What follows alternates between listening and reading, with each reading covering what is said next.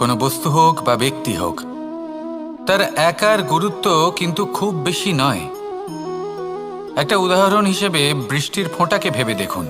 যদি একটি বৃষ্টির ফোঁটা হয় তাহলে তার খুব বেশি গুরুত্ব থাকে না, কিন্তু যখন সহস্র বৃষ্টির ফোঁটা মেঘের মধ্যে দিয়ে ঝরে পড়ে তখন সেটা বর্ষার রূপ ধারণ করে।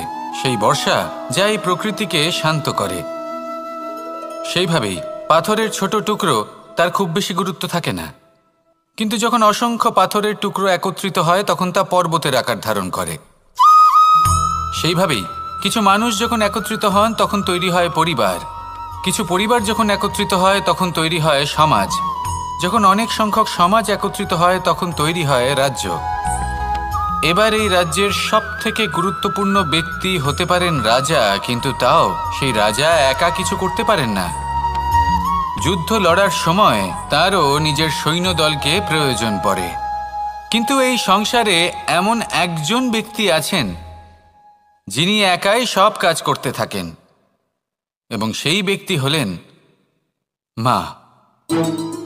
আমাদের জীবনে একজন পিতার ভূমিকা কিন্তু নিঃসন্দেহে অমূল্য, কিন্তু আমাদের সকলের জীবনে যে ভূমিকা একজন মায়ের তা অন্য কারোর থাকে না।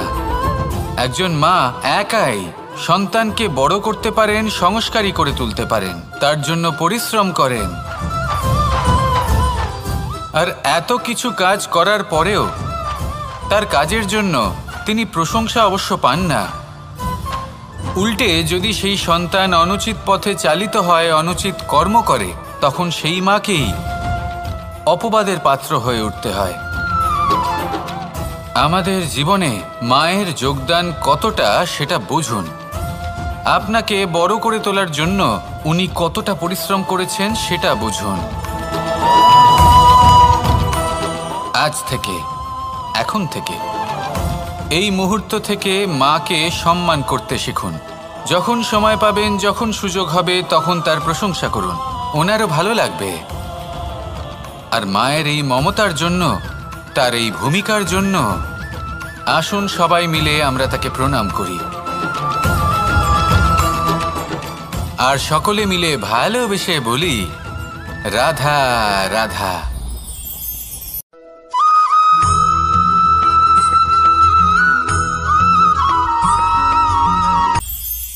এটা হলো ধান গাছ। এর থেকে যে চাল উৎপন্ন হয় তা মানুষ গ্রহণ করেন।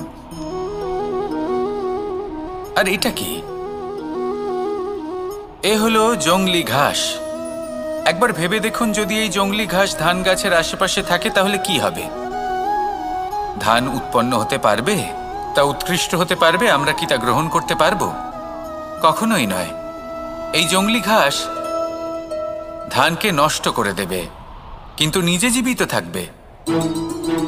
এটাই হলো আজকের শিক্ষা। এই সংসারে যদি আপনি নীতির পথে চলতে চান, উচিত কর্ম করতে চান, সংসারকে সেবা করতে চান, তাহলে জংলি ঘাসের মতো ব্যক্তিদের থেকে সবসময় দূরে থাকতে হবে। সেই ব্যক্তি যারা দুর্নীতি এবং মিথ্যা দ্বারা পরিপূর্ণ, যাদের ব্যবহার অশুভ, যাদের অনেক অশুভ গুণ রয়েছে, তারা সঠিক নয়। সেই সকল ব্যক্তি যাদের চরিত্র অত্যন্ত দুষ্ট হয়, তারা হয় শুভ চরিত্রের ব্যক্তিকে একদম নষ্ট করে দেয়, নয় নিজের মতো বানিয়ে তোলে।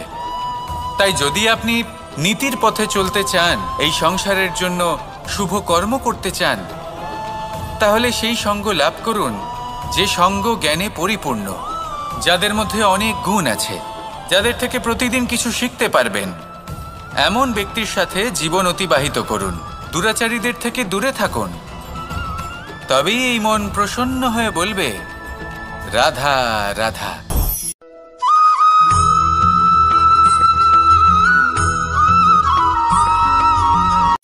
সংসারে আমাদের জীবনে যখন কোনো সুখ বা দুঃখ আসে, তার জন্য আমরা কাউকে না কাউকে অবশ্যই দায়ী করে থাকি, তাই না? এই ব্যক্তি আমাদের সাথে এরকম কাজ করেছেন, তাই আমার সাথে এমন হলো। ওই ব্যক্তি যদি এমনটা না করতেন তাহলে আজ আমি ওই স্থানে পৌঁছতে পারতাম। সবই আপনার দৃষ্টিভঙ্গির ওপর নির্ভরশীল। আর যদি আপনার দৃষ্টিভঙ্গি এমন হয় তাহলে তা অনুচিত। সত্যি কথা বলতে এই সংসারে ভিন্ন ভিন্ন ধরনের মানুষ আছে। এটা আপনার উপর নির্ভর করছে কিভাবে তাদের স্বাগত জানাবেন। একবার ভাবুন, আমি আমার দুটো হাত সামনে নিয়ে এলাম, দুটো মুঠো খুলে দিলাম। দুই প্রকারের মানুষ আসবেন, কিছু না কিছু দিয়ে যাবেন। এই মুঠো যদি আমি বন্ধ করে দিই, তাহলে না কেউ আমাকে কিছু দিতে পারবে, না আমার কিছু যাবে আসবে। নিশ্চয়ই বুঝতে পারছেন এই দুই ধরনের ব্যক্তি কারা এবং তারা কি দিয়ে যান। আমি যদি নিজের মুঠো খুলে দিই, তাহলে কিছু ভালো মানুষ আসবেন, আমাকে আনন্দ, সন্তুষ্টি, জ্ঞান প্রদান করে যাবেন, ভালো অভিজ্ঞতা দিয়ে যাবেন। কোনো খারাপ ব্যক্তি যদি আসেন, তাহলে তিনিও খারাপ অভিজ্ঞতা দেবেন, যার থেকে আমি শিক্ষা লাভ করব। এই সব কিছু আমি লাভ করতে পারি। মুঠো যদি বন্ধ করে রাখি, তাহলে আমি কিছুই পাবো না। দেখুন, এই সংসারে প্রত্যেকের জীবনে এইরকম। প্রত্যেকের জীবনে সবকিছুই আছে, ভালো খারাপ দুই মানুষই আছে। ভালো অভিজ্ঞতা আছে, খারাপ অভিজ্ঞতা আছে। নির্ভর করছে আপনার উপর যে আপনি কি করবেন, এনাদের স্বাগত কিভাবে জানাবেন, কার থেকে কি বুঝবেন, কি শিখতে পারবেন, আর কোন দৃষ্টিভঙ্গি নিয়ে অগ্রসর হবেন। এটাই নির্ধারণ করবে যে আপনার জীবন কেমন হবে। আসুন আমার সাথে ভালোবেসে বলুন, রাধা রাধা।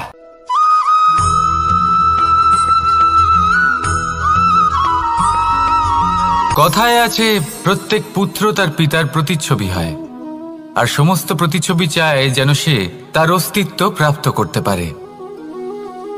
পুত্র চায় সে যেন তার পিতার মতো হয়, বা কখনো কখনো তার থেকেও শ্রেষ্ঠ হয়। সেটা কোনো অনুচিত ব্যাপার নয়। অনুচিত তখন হয় যখন পুত্র নিজের পিতার মতো হবার স্বপ্ন পূরণ করতে গিয়ে বা তার থেকেও শ্রেষ্ঠ হওয়ার স্বপ্ন পূরণে অনুচিত পথের আশ্রয় নেয়। কারণ তারপরে সে তার পিতার গুণগুলি আত্মসাৎ করতে চায় না।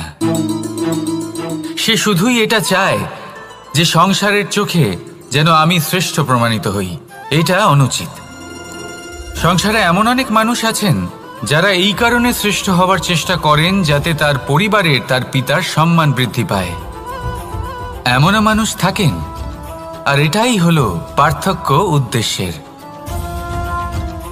মনে রাখবেন, যদি আপনার উদ্দেশ্য শুভ হয় তাহলে পথও শুভ হবে, যদি আপনার উদ্দেশ্য অশুভ হয় তাহলে পথও অশুভ হবে। তাহলে নিজের পিতার মতো হবার চেষ্টা অবশ্যই করুন, তার থেকেও শ্রেষ্ঠ হওয়ার চেষ্টা অবশ্যই করুন, কিন্তু মনে রাখবেন আপনার সংকল্প আর আপনার উদ্দেশ্য এই দুই শুভ হওয়া উচিত। তাহলে আসুন আর আমার সাথে ভালোবেসে বলুন, রাধা রাধা।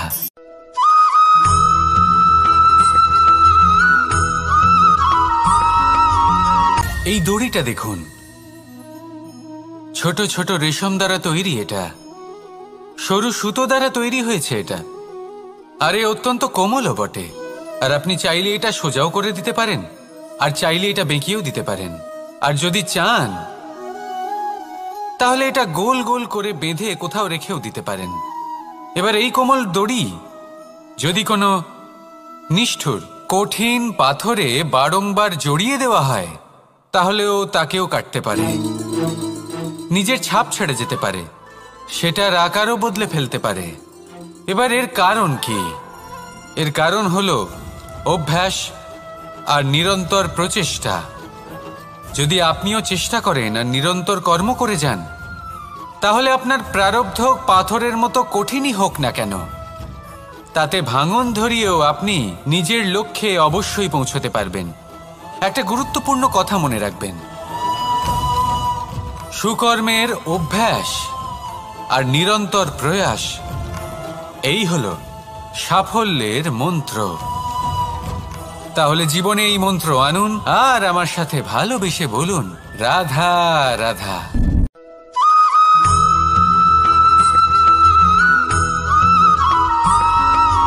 জীবনে অগ্রসর হওয়ার জন্য আমাদের কাকে প্রয়োজন হয়? মাতা পিতা, বন্ধু, প্রেম, সাহায্য, অর্থ, পরিশ্রম, আশা।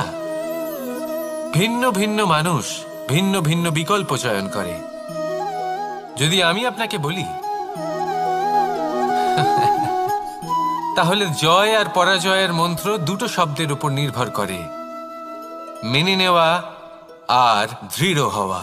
যদি মেনে নেন তাহলে হেরে যাবেন, যদি দৃঢ় হন তাহলে নিশ্চিত রূপে জয়ী হবেন।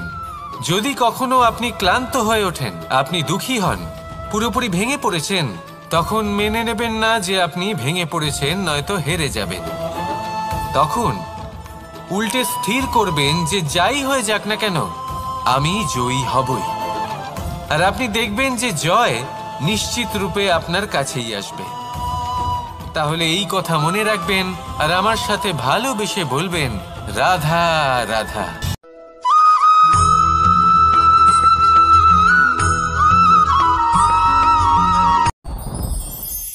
সাথী, সাথী এই শব্দটির ব্যাখ্যা কে কিভাবে করে?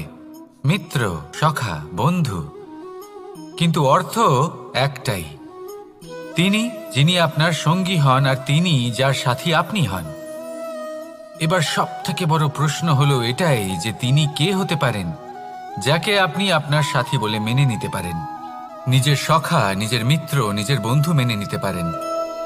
আপনার সাথী হলেন তিনি যিনি দুঃখের সময় আপনার পাশে থাকবেন, আপনার হাত ধরে থাকবেন। আপনার সাথী হলেন তিনি যার হাত আপনি নিজের সুখের দিনে ধরে থাকবেন।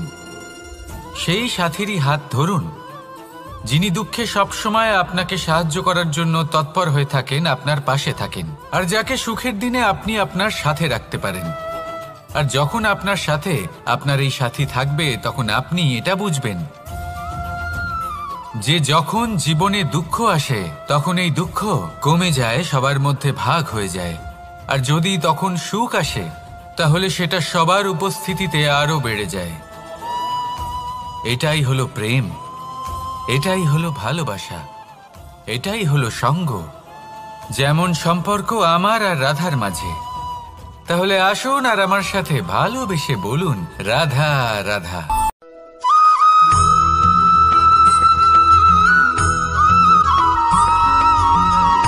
জীবন কিসের উপর নির্ভরশীল? ধনের ওপর, বৈভবের অনুভব যদি আপনি করতে চান তাহলে তা পাবেন শুধু একতার দ্বারা, সংগঠনের দ্বারা। যদি আপনাকে উদাহরণ দিই, নিজের এই হাতটাকে দেখুন, 5টা আঙুল রয়েছে। কোনো একটা বস্তুকে নিজের একটা আঙুল দ্বারা তুলে ধরার চেষ্টা করে দেখুন, বড়ই কষ্ট হবে। তখন আপনি বুঝতে পারবেন যখন এই 5টি আঙুল একত্রিত হয় তখন কোনো কাজ কতটা সহজ হতে পারে। এটাই হলো শক্তি একতার। সব থেকে ভালো উদাহরণ যদি আপনাকে দিই তাহলে বাঁশি। এই বাঁশি থেকে অত্যন্ত মধুর সুর নির্গত হয় যা সবার মন প্রসন্ন করে দেয়। এই কথা সত্যি, কিন্তু এই বাঁশি আমি একটা বা দুটো আঙুল দিয়ে বাজাতে পারবো না। আমাকে প্রত্যেকটা আঙুল ব্যবহার করতেই হবে, তবেই এর থেকে মধুর সুর নির্গত হবে যা সকলকে প্রসন্ন করবে, ঠিক কিনা? ঠিক এইভাবেই যদি আপনি চান যে আপনার জীবনরূপী বাঁশি থেকেও মধুর সুর নির্গত হোক বা সবার মনকে প্রসন্ন করে তুলুক, তাহলে আপনাকেও জীবনে একতা নিয়ে আসতেই হবে। আপনি একাও কর্ম করতে পারেন, পথ চলতেও পারেন, সামনেও এগোতে পারেন, সাফল্যও লাভ করতে পারেন। কিন্তু যখন সকলে একসাথে এগোবেন, সেই পথে চলবেন, সেই কর্মই করবেন, তখন লক্ষ্যে অবশ্যই পৌঁছবেন, সাফল্য অবশ্যই লাভ করবেন। কিন্তু সেই সাফল্য এবং তার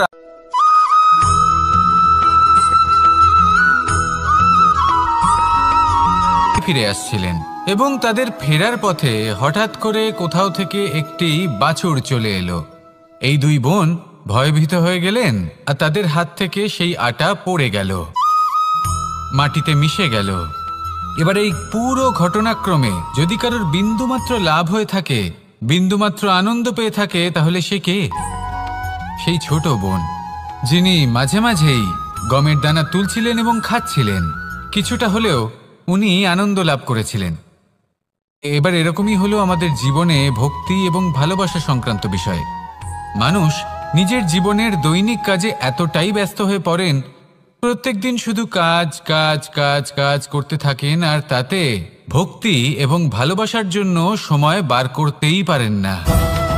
দেখুন, জীবনে ভক্তি আর প্রেমের এই যে ছোট ছোট মুহূর্ত আছে, এগুলো যদি আপনি যাপন করতে পারেন তাহলে তাতেই আপনি তৃপ্তি লাভ করবেন। বাকি সবই আপনার ব্যর্থ বলেই মনে হবে। জীবনে যখনই আপনি কোনো কাজ করবেন, ঈশ্বরের প্রতি সমর্পিত হয়ে সেই কাজ করুন। আর যখনই সময় পাবেন, তাহলে সেই সময় নিজের আপনজনদের দিন। যাদের আপনি ভালোবাসেন তাদের প্রতি যত্নবান হন, তাদের শুভাকাঙ্ক্ষী হন। এই প্রেম আর ভক্তির ছোট ছোট মুহূর্তগুলো আপনার জীবনকে চরিতার্থ করে তুলবে। আসুন আমার সাথে ভালোবেসে বলুন, রাধা রাধা।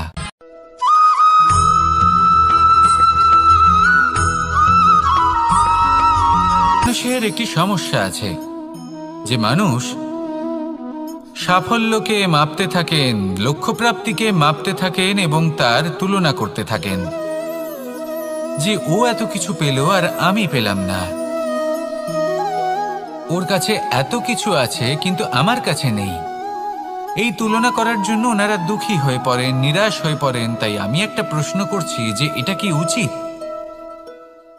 এই সংসারে আপনি কি নিয়ে তুলনা করবেন, যেখানে সূর্যদেব চন্দ্রমা দুজনেই আছেন, দুজনেই হলেন বিশেষ, দুজনেই নিজ নিজ সময়ে উদিত হন।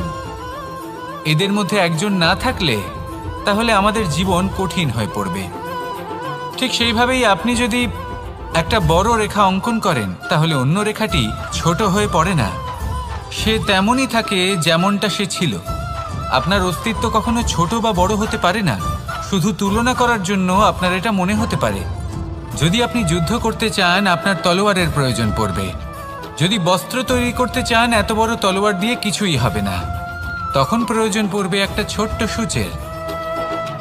তাই তুলনা করবেন না, না নিজেকে ছোট মনে করবেন, না অন্য কাউকে। সবার সাথে সহযোগিতা করুন, আর যদি তুলনা করতেই হয় নিজের সাথে করুন, যে কাল আমি কেমন ব্যক্তি ছিলাম, আজ কি তার থেকে শ্রেষ্ঠ হয়ে উঠতে পেরেছি। ভেবে দেখুন ভবিষ্যতে গিয়ে আপনি কতটা শ্রেষ্ঠ ব্যক্তি হতে পারেন। আসুন আমার সাথে ভালোবেসে বলুন, রাধা রাধা।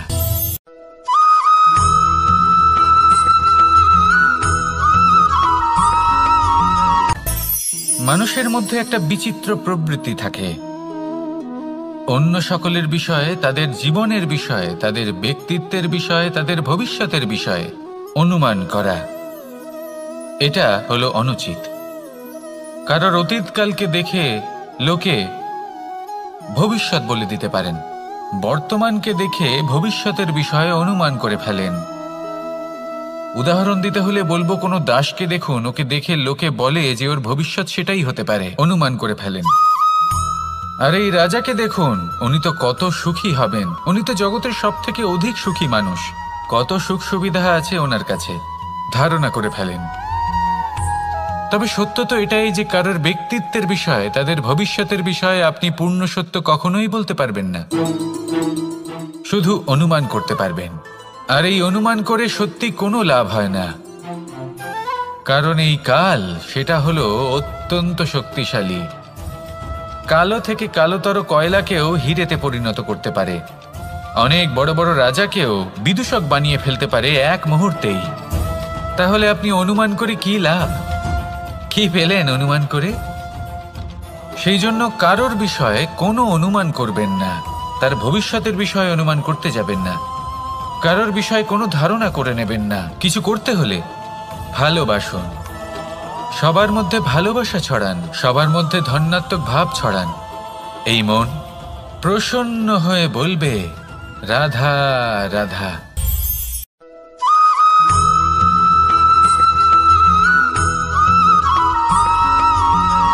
মানুষ ভাবেন যে ধন অর্জন করা হলো অত্যন্ত গুরুত্বপূর্ণ।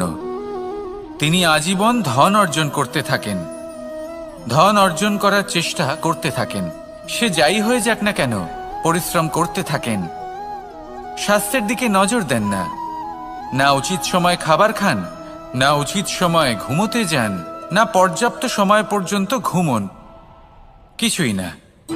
ধন অর্জন করতেই থাকেন, করতেই থাকেন। আর কিছু সময় পরে যখন তিনি অসংখ্য ধন লাভ করে ফেলেন, তখন তার সাথে ওনার শরীরে অনেক রোগ বাসা বাঁধে। এইসব রোগের উপচার করতে করতে সেই সমস্ত ধন যা উনি অর্জন করেছেন তা তিনি ব্যয় করে ফেলেন। শেষ পর্যন্ত কি হয়? আমরা যেভাবে এসেছি ঠিক সেইভাবেই ফিরে যাই, ধন এখানেই থেকে যায়। দেখুন, একটা অত্যন্ত গুরুত্বপূর্ণ কথা রয়েছে যে আপনার বোঝা উচিত। এই যে ধন, তার ব্যবহার করুন জীবনকে আরো ভালো করে তোলার জন্য। ধনের সদ্ব্যবহার করা উচিত, এমন যেন না হয় এই ধন আপনাকে ভোগ করে ফেলে। এই জীবনকে নিশ্চিত রূপে আরো শ্রেষ্ঠ করে তুলুন। কিন্তু এই ধন অর্জন করার এই প্রক্রিয়াতে নিজের সারা জীবনকে নষ্ট করে ফেলবেন না। এই জীবন উপভোগ করতে শিখুন, আর আমার সাথে ভালোবেসে বলুন, রাধা রাধা।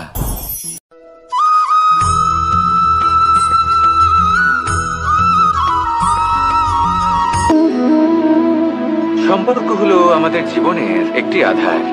কিছু সম্পর্ক এমন যা আমরা জন্মসূত্রে লাভ করি, যেমন পরিবার, মা, বাবা। কিছু সম্পর্ক আছে যা আমরা জীবনে অর্জন করে থাকি, তা সে প্রেমের হোক, স্নেহের হোক বা বন্ধুত্বের। এই সকল সম্পর্ক লাভ করার বা গড়ে তোলার 5টি ধাপ রয়েছে। প্রথম ধাপ, কোনো ব্যক্তির সাথে আলাপ হওয়া, তার সাথে কথা বলা বা তাকে দেখা। দ্বিতীয় ধাপ, সে ব্যক্তিকে আমাদের ভালো লাগা। তৃতীয় ধাপ, আমাদের এটা চাইতে শুরু করা যে জীবনে এই ব্যক্তি যেন আমাদের বন্ধু হন, আমাদের জীবনে থাকেন, বা আমাদের কাউকে ভালোবেসে ফেলা আর এটা আমাদের ভাবা বা চাওয়া যে সেই ব্যক্তি যেন আজীবন আমার সাথে থাকেন, আমার জীবনে আমার সাথী হয়ে। চতুর্থ ধাপ, লাভ করা। এবার এই ধাপটি অনেক মানুষের পক্ষেই খুবই সরল হয়, বড়ই সরলভাবে নিজেদের সঙ্গীকে লাভ করে থাকেন। কিছু মানুষের জন্য এই ধাপ অত্যন্ত কঠিন হয়ে থাকে। অনেক প্রতিকূল পরিস্থিতির উপর জয়লাভ করে তারা সঙ্গীকে লাভ করেন, কিন্তু লাভ অবশ্যই করেন। এরপরে আসে পঞ্চম, অন্তিম এবং সবথেকে গুরুত্বপূর্ণ ধাপ। সেটা হলো সেই সম্পর্ক পালন করা। এটা হলো এমন এক বিষয় যা প্রত্যেক মানুষের শেখা উচিত। যদি ব্যক্তি নিজের জীবনে সম্পর্ক রক্ষা করতে শিখে যান, তবে প্রত্যেক সম্পর্ক তার জীবনকে স্বর্গ করে তুলবে। আসুন আর আমার সাথে ভালোবেসে বলুন, রাধা রাধা।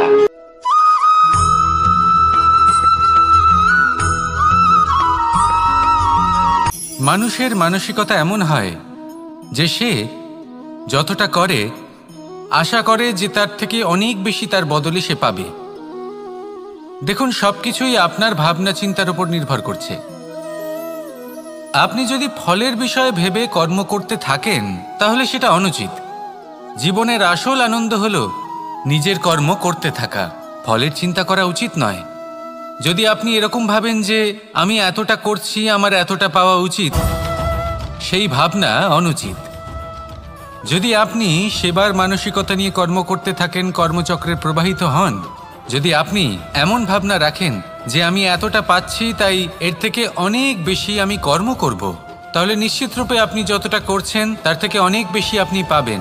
আপনার আশার থেকে অনেক বেশি আপনি পাবেন। শুধু জীবনে অনেক বেশি কাজ করতে থাকুন, ফলের চিন্তা করবেন না। আর মনে রাখবেন, এই ভাবনাই সব থেকে বড় বীজ। কর্মের উপর বিশ্বাস রাখুন, জীবনে যা যা আপনি চান সবই সুখময় হবে। আসুন আর আমার সাথে ভালোবেসে বলুন, রাধা রাধা।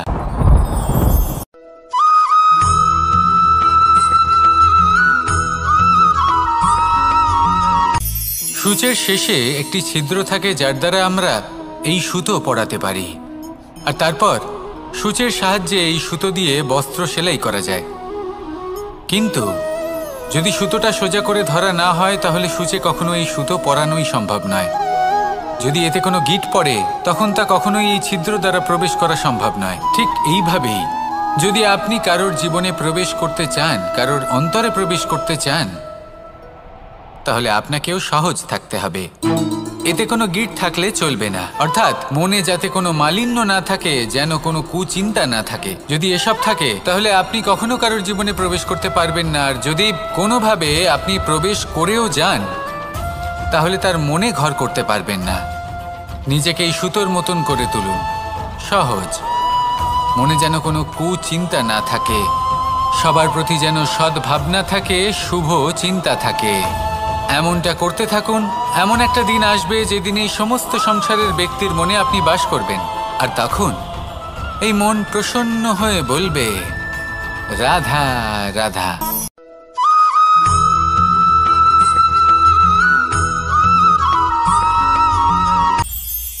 এটা হলো ধান গাছ। এর থেকে যে চাল উৎপন্ন হয় তা মানুষ গ্রহণ করেন। আর এটা কি? এ হলো জংলি ঘাস। একবার ভেবে দেখুন, যদি এই জংলি ঘাস ধান গাছের আশেপাশে থাকে তাহলে কি হবে? ধান উৎপন্ন হতে পারবে? তা উৎকৃষ্ট হতে পারবে? আমরা কি তা গ্রহণ করতে পারবো? কখনোই নয়। এই জংলি ঘাস ধানকে নষ্ট করে দেবে, কিন্তু নিজে জীবিত থাকবে। এটাই হলো আজকের শিক্ষা। এই সংসারে যদি আপনি নীতির পথে চলতে চান, উচিত কর্ম করতে চান, সংসারকে সেবা করতে চান, তাহলে জংলি ঘাসের মতো ব্যক্তিদের থেকে সবসময় দূরে থাকতে হবে। সেই ব্যক্তি যারা দুর্নীতি এবং মিথ্যা দ্বারা পরিপূর্ণ, যাদের ব্যবহার অশুভ, যাদের অনেক অশুভ গুণ রয়েছে, তারা সঠিক নয়। সেই সকল ব্যক্তি যাদের চরিত্র অত্যন্ত দুষ্ট হয়, তারা হয় শুভ চরিত্রের ব্যক্তিকে একদম নষ্ট করে দেয়, নয় নিজের মতো বানিয়ে তোলে। তাই যদি আপনি নীতির পথে চলতে চান, এই সংসারের জন্য শুভ কর্ম করতে চান, তাহলে সেই সঙ্গ লাভ করুন যে সঙ্গ জ্ঞানে পরিপূর্ণ, যাদের মধ্যে অনেক গুণ আছে, যাদের থেকে প্রতিদিন কিছু শিখতে পারবেন। এমন ব্যক্তির সাথে জীবন অতিবাহিত করুন। দুরাচারীদের থেকে দূরে থাকুন। তবেই এই মন প্রসন্ন হয়ে বলবে, রাধা রাধা।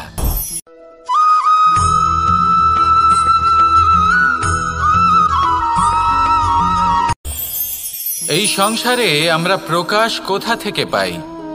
এর উত্তর বড়ই সরল। ভোরে যখন সূর্যোদয় হয়, তখন প্রকাশের কিরণ আমাদের ঘরে এসে পৌঁছয়। এইভাবেই আমরা প্রকাশ লাভ করি।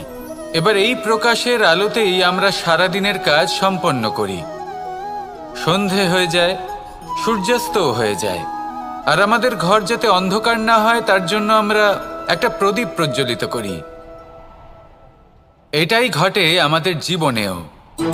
এবার প্রবাহমান আয়ুর সাথে আমরা আমাদের অন্তরে যদি একটা প্রদীপ প্রজ্বলিত করে নিই, তাহলে বিষয়টাই অন্যরকম হবে। এবার আপনি বলবেন, কোন প্রকাশের কথা বলছি যা আমাদের অন্তরে জাগ্রত করা সম্ভব? আমাদের আত্মার মাঝে প্রেমের প্রকাশ জাগ্রত করার কথা বলছি। কারণ আমাদের এই জীবন, এও হলো দিনের আলোর মতো। আজ প্রকাশ আছে, কিন্তু কোনোদিন অবশ্যই অস্ত হবে। কিন্তু অস্ত হবার আগে যদি আমরা আমাদের আত্মার মাঝে প্রেমের এই প্রকাশ উজ্জ্বলিত করে নিই, তাহলে আমাদের সন্ধ্যাকালও আমরা আনন্দে এবং প্রেমে যাপন করব। তাহলে আসুন আর আমার সাথে ভালোবেসে বলুন, রাধা রাধা।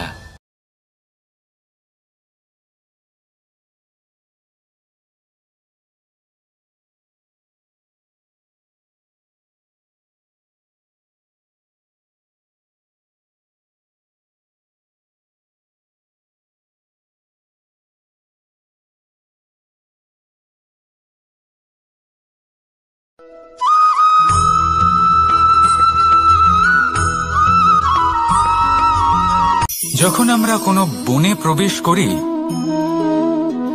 তখন এই সবুজ ঘাস দেখে, এই কোমল ঘাস দেখে আমাদের মন প্রফুল্ল হয়ে ওঠে। ভিন্ন ভিন্ন প্রজাতির ফুল, ভিন্ন ভিন্ন রঙের ফুল দেখে এই মন আনন্দে ভরে ওঠে। এখানে শিশুরা আনন্দ লাভ করে, বড়রা ভোজন গ্রহণ করেন, কথাবার্তা বলেন, হাঁটাহাঁটি করে বেড়ান।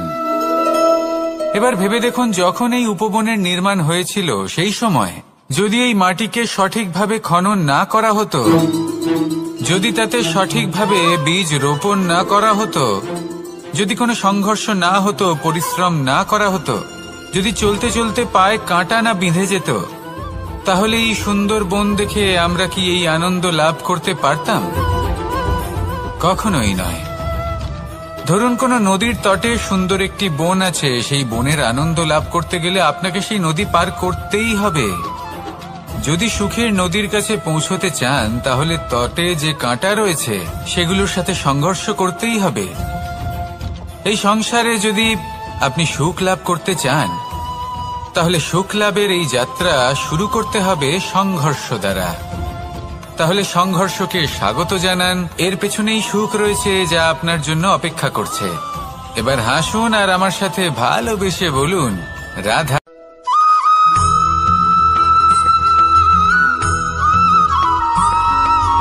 আমাদের শরীর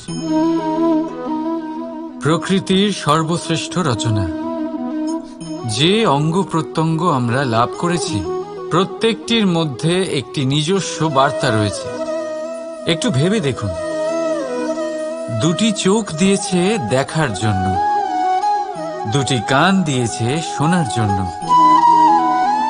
নাসিকাও আছে দুটি, দুটি হাত দিয়েছে দ্বিগুণ পরিশ্রম করার জন্য। কিন্তু জীব শুধুমাত্র একটি, তার উপরেও তীক্ষ্ণ বলিষ্ঠ দাঁত দিয়েছে তার রক্ষার জন্য। কখনো ভেবে দেখেছেন কেন?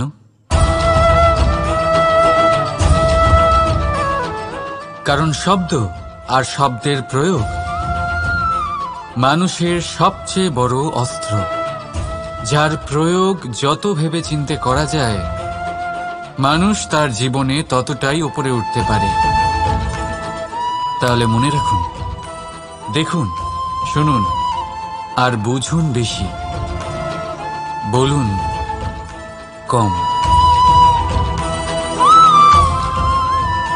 রাধা রাধা।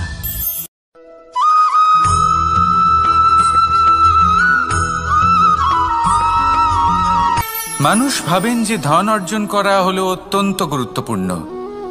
তিনি আজীবন ধন অর্জন করতে থাকেন, ধন অর্জন করার চেষ্টা করতে থাকেন। সে যাই হয়ে যাক না কেন পরিশ্রম করতে থাকেন। স্বাস্থ্যের দিকে নজর দেন না, না উচিত সময় খাবার খান, না উচিত সময় ঘুমোতে যান, না পর্যাপ্ত সময় পর্যন্ত ঘুমন, কিছুই না। ধন অর্জন করতেই থাকেন, করতেই থাকেন।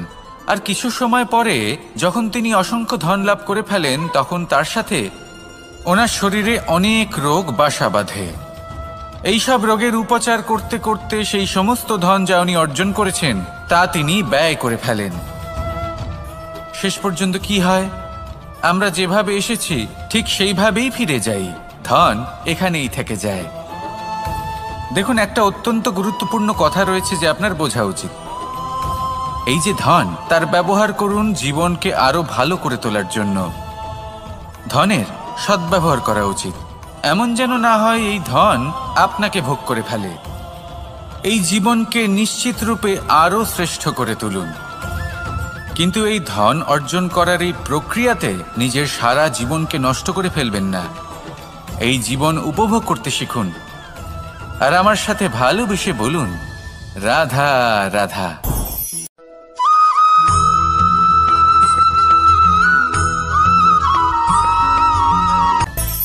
মানুষের মধ্যে একটা বিচিত্র প্রবৃত্তি থাকে, অন্য সকলের বিষয়ে, তাদের জীবনের বিষয়ে, তাদের ব্যক্তিত্বের বিষয়ে, তাদের ভবিষ্যতের বিষয়ে অনুমান করা। এটা হলো অনুচিত। কারোর অতীতকালকে দেখে লোকে ভবিষ্যৎ বলে দিতে পারেন, বর্তমানকে দেখে ভবিষ্যতের বিষয়ে অনুমান করে ফেলেন। উদাহরণ দিতে হলে বলবো, কোনো দাসকে দেখুন, ওকে দেখে লোকে বলে যে ওর ভবিষ্যৎ সেটাই হতে পারে, অনুমান করে ফেলেন। আর এই রাজাকে দেখুন, উনি তো কত সুখী হবেন, উনি তো জগতের সব থেকে অধিক সুখী মানুষ, কত সুখ সুবিধা আছে ওনার কাছে, ধারণা করে ফেলেন। তবে সত্য তো এটাই যে কারোর ব্যক্তিত্বের বিষয়ে, তাদের ভবিষ্যতের বিষয়ে আপনি পূর্ণ সত্য কখনোই বলতে পারবেন না, শুধু অনুমান করতে পারবেন। আর এই অনুমান করে সত্যি কোনো লাভ হয় না, কারণ এই কাল সেটা হলো অত্যন্ত শক্তিশালী। কালো থেকে কালোতর কয়লাকেও হীরেতে পরিণত করতে পারে, অনেক বড় বড় রাজাকেও বিদূষক বানিয়ে ফেলতে পারে এক মুহূর্তেই। তাহলে আপনি অনুমান করে কি লাভ? কি পেলেন অনুমান করে? সেই জন্য কারোর বিষয়ে কোনো অনুমান করবেন না, তার ভবিষ্যতের বিষয়ে অনুমান করতে যাবেন না। কারোর বিষয়ে কোনো ধারণা করে নেবেন না। কিছু করতে হলে ভালোবাসুন, সবার মধ্যে ভালোবাসা ছড়ান, সবার মধ্যে ধন্যাত্মক ভাব ছড়ান। এই মন প্রসন্ন হয়ে বলবে রাধা রাধা।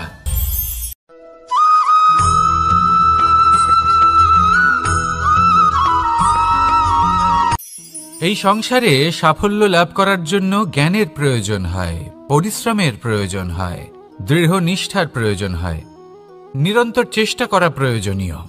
কিন্তু আরও কিছু আছে যা অত্যন্ত প্রয়োজনীয় এবং গুরুত্বপূর্ণ। তা হলো ভালো বন্ধু। তাদের থাকা অত্যন্ত প্রয়োজনীয়। যদি ভালো বন্ধু থাকে তাহলে সময় এলে তারা ঢাল হয়ে আপনাকে সুরক্ষা করবেন। সময় এলে অস্ত্রের মতো শত্রুকে সংহারও করবেন। যদি তিনি জ্ঞানী হন, তাদের মধ্যে সদ্গুণ থাকে, তাহলে এই সব গুণ আপনার মধ্যেও প্রবেশ করবে। তাহলে সাফল্যের জন্য ভালো বন্ধু পাওয়া অত্যন্ত প্রয়োজনীয়। কিন্তু শুধু বন্ধু কেন, ভালো শত্রুও থাকা প্রয়োজনীয়। এবার আপনি ভাববেন, আমি কি বললাম? যদি আপনার জীবনেও ভালো অর্থাৎ শক্তিশালী শত্রু থাকে, তাহলে আপনিও শক্তিশালী হতে থাকবেন। এই শত্রু আপনাকে প্রেরিত করবে আরো বেশি শক্তিশালী হয়ে ওঠার। কখনো কোনো হরিণকে দেখুন, তীব্র গতিতে দৌড়তে থাকে। কেন তীব্র গতিতে দৌড়য়? এই কারণে নয় যে কোথাও তার জন্য মধুর ঘাস অপেক্ষা করে রয়েছে, না। সে এই কারণে তীব্র গতিতে দৌড়য় কারণ সেটা না করলে তার পেছনে একটি সিংহ আছে যে ওকে নিজের ভোজন করে ফেলবে। তাই জীবনে বিপদ, সংকট, এই সব কিছুও হলো অত্যন্ত গুরুত্বপূর্ণ। তার সম্মুখীন হতে শিখুন আর আমার সাথে ভালোবেসে বলুন রাধা রাধা।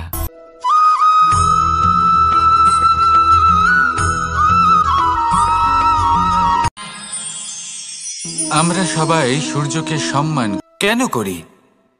কারণ আমরা জানি যে সন্ধেবেলা যখন সূর্যাস্ত হবে তখন শুধুমাত্র অন্ধকার বাকি থাকবে। ঠিক কিছুটা এরকমই হয় আমাদের মাতা পিতাও, যিনি আমাদের জন্ম দেন, আমাদের ভরণ পোষণ করেন, আমাদের বড় করেন, আমাদের প্রেম প্রদান করেন। কখনো কখনো তাদের মুখ থেকে কটু কথা নিঃসৃত হয়, আমাদের দুঃখ হয়, কিন্তু তখন আমাদের এটা বোঝা উচিত এগুলি নিঃসৃত হচ্ছে আমাদেরই মঙ্গলের জন্য। যেমন সূর্যদেব, উনিও উত্তাপ দিয়ে থাকেন আমাদেরই মঙ্গলের জন্য, যাতে ফসল পাকতে পারে, যাতে জল বাষ্প হয়ে মেঘ হতে পারে, বৃষ্টি হতে পারে, আর এই সংসারে নিরন্তর জলের প্রবাহ থাকে। আমাদের মাতা পিতা, তাদের কঠোর আচরণ, তাদের কঠোর অনুশাসনের পেছনে লুকিয়ে থাকে ওনাদের ভালোবাসা। আমাদের তা বুঝতে হবে, সসম্মানে ওনাদের গ্রহণ করতে হবে। কারণ ঠিক সূর্যাস্তের পরে যেমন চতুর্দিক অন্ধকারচ্ছন্ন হয়ে যায়, তেমনি আমাদের জীবন থেকে যখন আমাদের মাতা পিতা চলে যায় তখন আমাদের জীবনেও শুধু এবং শুধুমাত্র অন্ধকারই ছেয়ে থাকে। সেই জন্য নিজের মাতা পিতাকে সম্মান করুন, ওনাদের ভালোবাসা প্রদান করুন। এই মন আর এই জীবন প্রসন্ন হয়ে বলবে রাধা রাধা।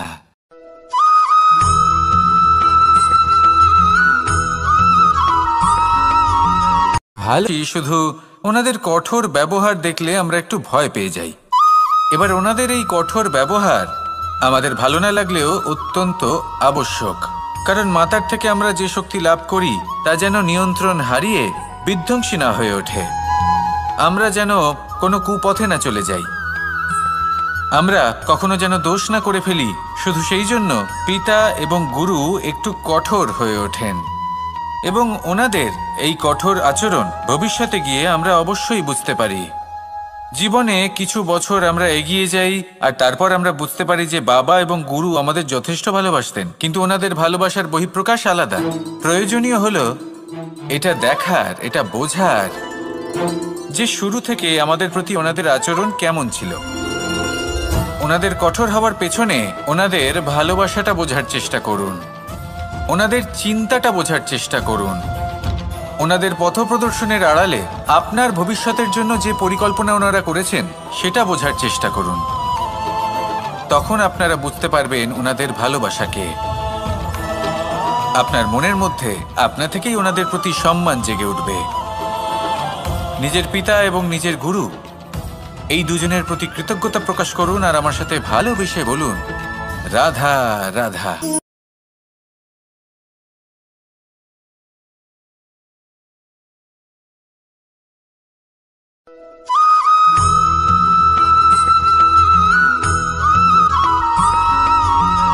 পিতা আর পুত্রের সম্পর্ক অত্যন্ত মধুর হয়ে থাকে। পিতা স্বপ্ন দেখেন, তাকে পূর্ণ করার সকল সম্ভাব্য চেষ্টা করেন, কিন্তু তাও অনেক সময় ওনার স্বপ্ন অপূর্ণ থেকে যায়। তখন পিতা ভাবেন যে স্বপ্ন উনি পূর্ণ করতে পারেননি, ওনার সন্তান তা অবশ্যই পূরণ করবে। যে স্থানে উনি কখনো পৌঁছতে পারেননি, সেই স্থানে ওনার পুত্র অবশ্যই পৌঁছবে। পিতা নিজের সন্তানের ভবিষ্যৎ নিয়ে সেই স্বপ্ন দেখেন, আর যখন সেই সন্তান সামনে এগোতে থাকে তখন তার দুঃখ হয় না, বরং গর্ব হয়। ওনার ভালো লাগে এটা দেখে যে ওনার সন্তান অনেক উন্নতি করছে। কিন্তু যখন সন্তান নিজের অভিভাবকের শক্তি দেখে, তার যশ দেখে হিংসা করতে থাকে, সমস্যা সেইখানেই শুরু হয়। সেই জন্য সকল সন্তানকে এটা মনে রাখতে হবে, দেখুন, পুত্র হবার সুবাদে, এক সন্তান হবার সুবাদে এটা হলো আপনার অধিকার যে আপনি আপনার পিতার থেকে বেশি উন্নতি করবেন। আপনার পিতাও এটাই চান, কিন্তু সুস্থভাবে এটা করুন। একটা রেখা টেনে নিন যাতে আপনি তাতে এগোতে পারেন আর আপনার পিতার তাতে গর্ববোধ হয়, আর সেই বিষয়ে দুঃখ না হয় যে আমার সন্তান আমাকেই ছোট করার চেষ্টা করছে। ইতিহাস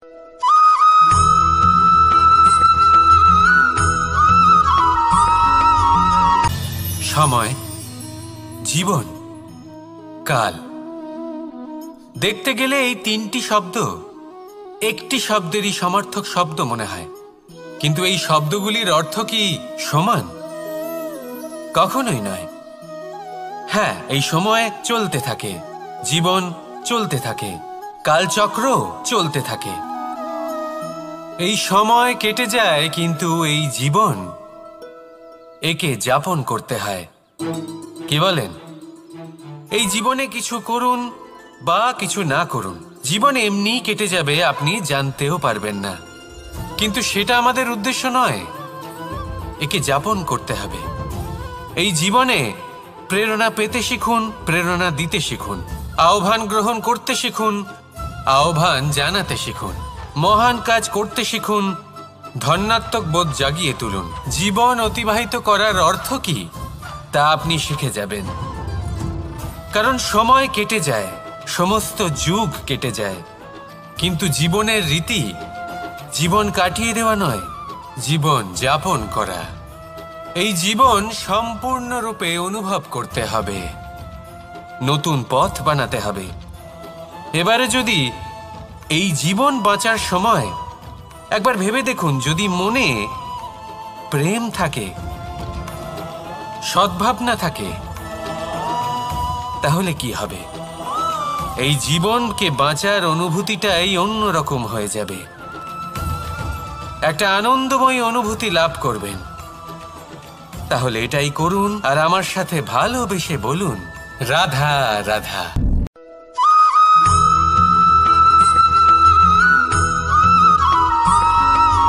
বসন্ত ঋতু, এই সময় মন আনন্দে ভরে থাকে।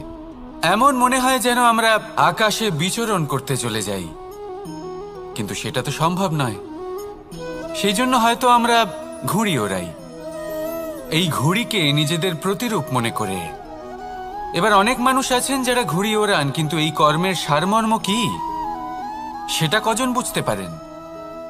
আপনি এটা মনে করুন যে আপনি হলেন সেই ঘুড়ি, আর এই সুতো যিনি ধরে রয়েছেন তিনি হলেন পরমাত্মা, আর এই সুতো যেখান থেকে শুরু হয় সেই লাটাই হলো আমাদের কর্মচক্র।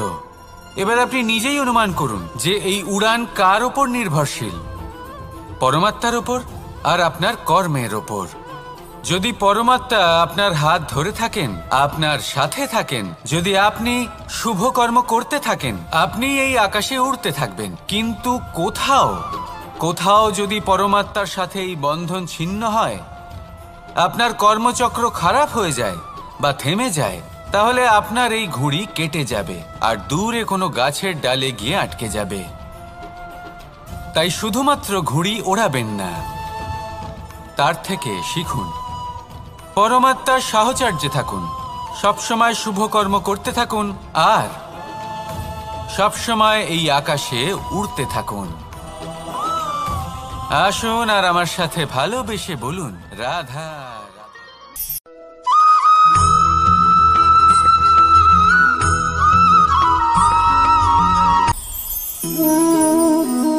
শক্তি এক অত্যন্ত বিচিত্র বস্তু, বা বলতে পারেন অনুভূতি। পিতা সবসময় চান যেন তিনি তার শক্তি পুত্রকে। আসুন আপনাকে সহজে বোঝাই। যদি আপনি সুপাত্র হন আর আপনাকে শক্তি দেওয়া হয়, তাহলে আপনি সেই শক্তির গুরুত্ব বুঝবেন, কোথায় সেই শক্তি প্রয়োগ করা উচিত সেটা বুঝবেন। আর এটা যেহেতু অর্জন করা শক্তি হবে, সেই শক্তির অপব্যবহার হবে না।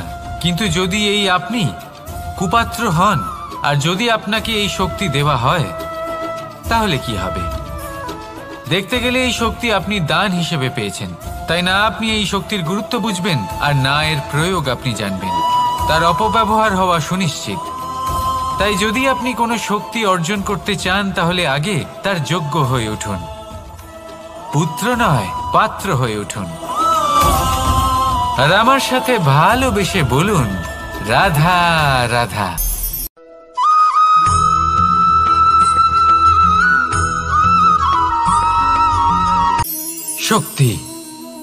শক্তি অর্জন করা এতটা কঠিন নয় যতটা শক্তি লাভ করার পরে সেই শক্তি সামলানো কঠিন হয়।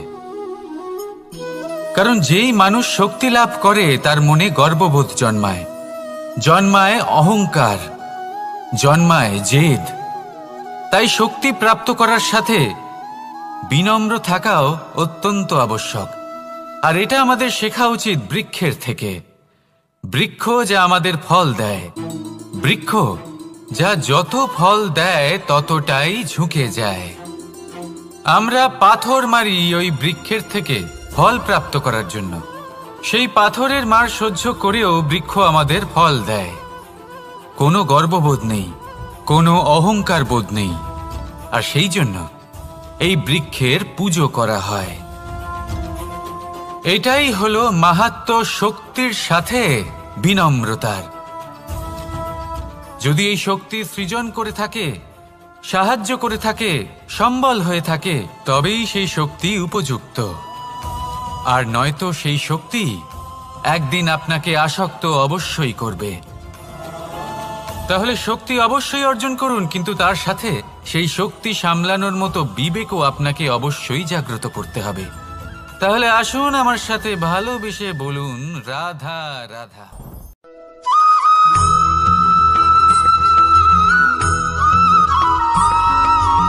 মানুষ জন্মগ্রহণ করে, তার সাথে ভয়েরও জন্ম হয়। ছোটবেলা থেকেই আমাদের মনে কোনো না কোনো প্রকারের ভয় থেকেই যায়।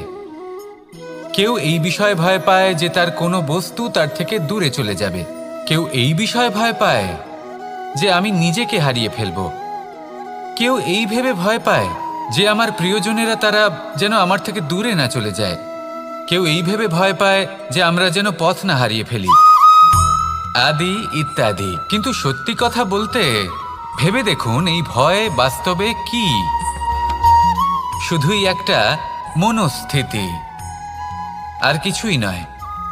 যা কিছু আপনি জীবনে পেয়েছেন তা একদিন আপনাকে হারাতে হবে। এই জীবন হলো আপনারই, কিন্তু তাও একদিন সমাপ্ত হবে। তাই ভয় পেয়ে কি লাভ? এই ভয় শুধু আপনাকে জীবনযাপন করা থেকে বাধা দিচ্ছে, আর কিচ্ছু নয়। পথ হারিয়ে ফেললেই বুঝতে পারবেন যে নতুন পথ কিভাবে বানাতে হয়।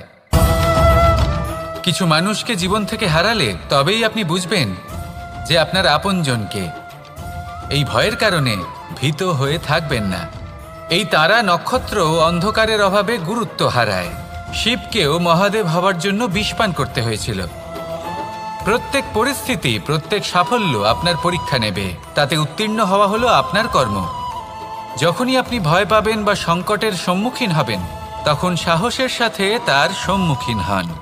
মনে রাখবেন, যে সম্মুখীন হতে জানে, সাফল্য তার সাথে সবসময় থাকে।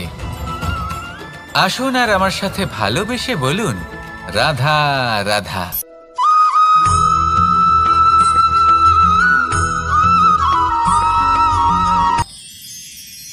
মানুষ তার জীবনে দুই ধরনের পরিস্থিতিকে খুব ভয় পায়। এক, কোনো কারণবশত কারোর সামনে নত হওয়া। দুই, কোনো কারণে নিজের চরিত্র থেকে, নিজের মূল্যবোধ থেকে বিচ্যুত হওয়া। এবার কেন হয় এরকম যে কথায় কথায় কারোর সামনে নত হতে হয়? কেন বারংবার নিজের চরিত্র থেকে চ্যুত হতে হয়? এরকম কেন হয়? এটা তখনই হয় যখন আমাদের শিক্ষা এবং মূল্যবোধের অভাব থাকে। যদি মানুষের মধ্যে প্রকৃত শিক্ষা থাকে, তাহলে এই সংসারে কোনো সময় এবং কারোর সামনেই নত হওয়ার কোনো প্রয়োজন নেই। যদি মানুষের মধ্যে মূল্যবোধ থাকে, তাহলে তাকে নিজের মূল্যবোধ বা চরিত্র থেকে বিচ্যুত হতে হয় না, তা সে যাই হয়ে যাক না কেন। কোনো বালককে যদি জন্ম থেকেই সুশিক্ষার অধিকারী করা হয়, শিক্ষিত করা হয়, মূল্যবোধের অধিকারী করা হয়, তবে সে এই সংসারে এমন কর্ম করবে যাতে সে নিজেকে, নিজের পরিবারকে, সমগ্র সমাজকে গর্বিত করতে পারে। শিক্ষা লাভ করুন, মূল্যবোধ লাভ করুন এবং আমার সাথে ভালোবেসে বলুন, রাধা রাধা।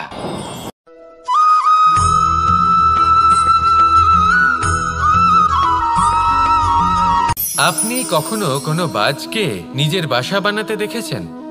এই বাজ যখনই কোনো বাসা বানায়, তখন উঁচু গাছের ডালে বা কোনো পর্বতের শিখরে বাসা বানায়, অনেক উচ্চতায়। আর সেখানে তার সন্তানও জন্মগ্রহণ করে। যখন এই সন্তানেরা জন্মায়, তখন এই বাজ খুবই ভালোবেসে এবং খুব সাবধানে এদের পালন পোষণ করে। নিজের ঠোঁট দিয়ে তাদের ঠোঁটে খাবার পরিবেশন করে। কিন্তু যেই সেই সন্তানেরা হৃষ্টপুষ্ট হয়ে যায় এবং সেই কথা বাজ নিজে বুঝতে পেরে যায়, সেই বাজ নিজেই সেই বাসা ছিন্ন ভিন্ন করে দেয়। সেই সন্তান যাদের সবেমাত্র ডানা গজিয়েছে, কিভাবে উড়তে হয় তারা জানে না, সেই সন্তানগুলিকে উচ্চতা থেকে ঠেলে দেয়। সেই সন্তান প্রথমে ভয়ভীত হয়ে যায়। তারা সামনে মৃত্যুকে দেখতে পেয়ে ভয়ের কারণে তাদের ডানা ঝাপটাতে থাকে। আর সেই প্রক্রিয়াতেই সেই সন্তানগুলি উড়তে শুরু করে দেয়। এবার এই ঘটনায় আমরা কি শিক্ষা পেতে পারি? এটাই, যদি আপনি মাতা পিতা হন, তাহলে নিজের সন্তানকে অবশ্যই স্নেহ করুন, কিন্তু তাদেরকে নিজের আঁচলের তলায় বেঁধে রাখবেন না। যদি আপনি চান আপনার সন্তান জীবনে উন্নতি করুক, তাহলে নিজের মুঠো থেকে তাদের স্বতন্ত্র করে দিন। এই সংসারে সংঘর্ষ করতে দিন। সেই সন্তান নিজেই বুঝতে পারবে যে জন্মের সময় পাওয়া ডানা কি করে ব্যবহার করতে হয়। আর আপনার চোখের সামনে আপনার সন্তান এই আকাশে উড়তে থাকবে। তাহলে আসুন আমার সাথে ভালোবেসে বলুন, রাধা রাধা।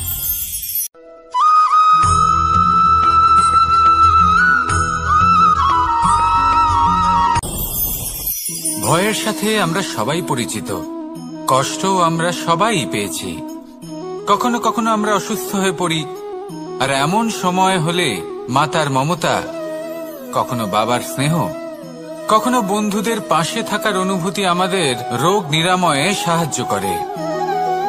কখনো যদি আমরা নিরাশ হয়ে পড়ি, তখন যদি আমাদের কোনো আপনজন আমাদের দুটো ভালো কথা বলে, তখন আমাদের মনোবল বেড়ে যায়। ঠিক তেমন সংসারের এই রঙ্গমঞ্চে যদি আপনি পীড়িত অনুভব করেন, কিছু শুভ কথা আলোচনা করুন, কিছু স্তুতি গান করুন, কিছু মুহূর্তের জন্য হলেও নিজের ইষ্টদেবের কথা স্মরণ করুন আর প্রার্থনা করুন। সাহস বাড়বে, শক্তিও বৃদ্ধি পাবে এবং সামনে এগিয়ে চলার পথও দেখতে পাবেন। তখন এই মন প্রসন্ন হয়ে বলবে, রাধা রাধা।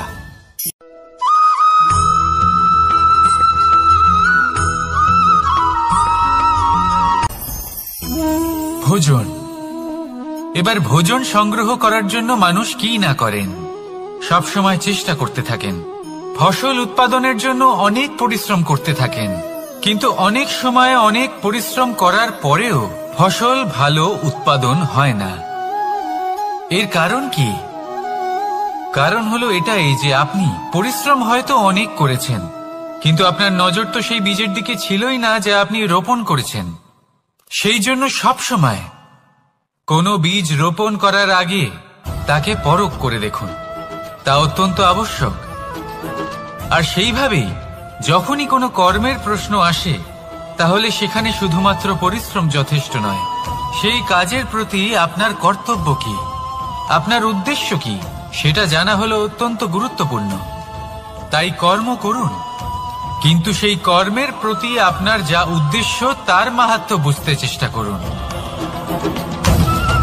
তাহলে আসুন আমার সাথে ভালোবেসে বলুন, রাধা রাধা।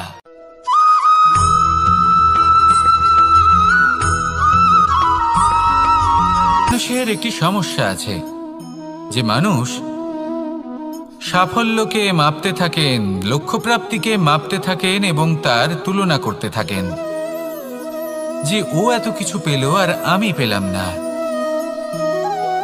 ওর কাছে এত কিছু আছে কিন্তু আমার কাছে নেই। এই তুলনা করার জন্য ওনারা দুঃখী হয়ে পড়েন, নিরাশ হয়ে পড়েন। তাই আমি একটা প্রশ্ন করছি যে এটা কি উচিত? এই সংসারে আপনি কি নিয়ে তুলনা করবেন, যেখানে সূর্যদেব চন্দ্রমা দুজনেই আছেন, দুজনেই হলেন বিশেষ, দুজনেই নিজ নিজ সময়ে উদিত হন। এদের মধ্যে একজন না থাকলে তাহলে আমাদের জীবন কঠিন হয়ে পড়বে। ঠিক সেইভাবেই আপনি যদি একটা বড় রেখা অঙ্কন করেন, তাহলে অন্য রেখাটি ছোট হয়ে পড়ে না, সে তেমনই থাকে যেমনটা সে ছিল। আপনার অস্তিত্ব কখনো ছোট বা বড় হতে পারে না। শুধু তুলনা করার জন্য আপনার এটা মনে হতে পারে। যদি আপনি যুদ্ধ করতে চান, আপনার তলোয়ারের প্রয়োজন পড়বে। যদি বস্ত্র তৈরি করতে চান, এত বড় তলোয়ার দিয়ে কিছুই হবে না, তখন প্রয়োজন পড়বে একটা ছোট্ট সূচের। তাই তুলনা করবেন না, না নিজেকে ছোট মনে করবেন, না অন্য কাউকে। সবার সাথে সহযোগিতা করুন, আর যদি তুলনা করতেই হয় নিজের সাথে করুন, যে কাল আমি কেমন ব্যক্তি ছিলাম, আজ কি তার থেকে শ্রেষ্ঠ হয়ে উঠতে পেরেছি। ভেবে দেখুন ভবিষ্যতে গিয়ে আপনি কতটা শ্রেষ্ঠ ব্যক্তি হতে পারেন। আসুন আমার সাথে ভালোবেসে বলুন, রাধা রাধা।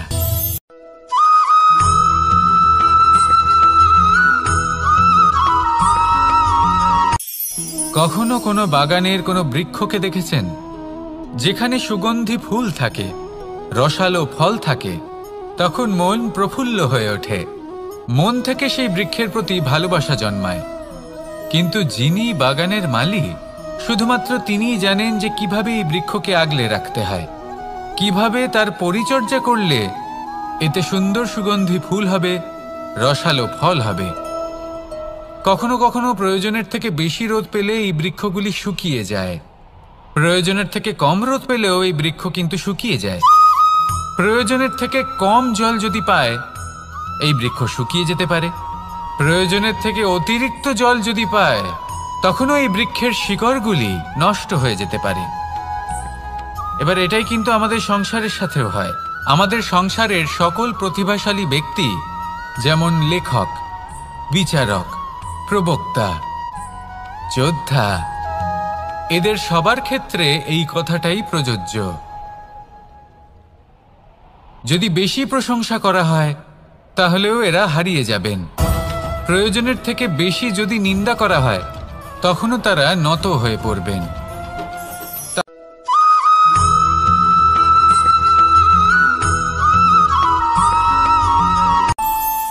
আমাদের মনে যখন কোনো প্রশ্ন ওঠে, কোনো দ্বন্দ্ব জাগে, তখন আমরা যাই আমাদের গুরুর কাছে, আমাদের আরাধ্যের কাছে গিয়ে জিজ্ঞেস করি।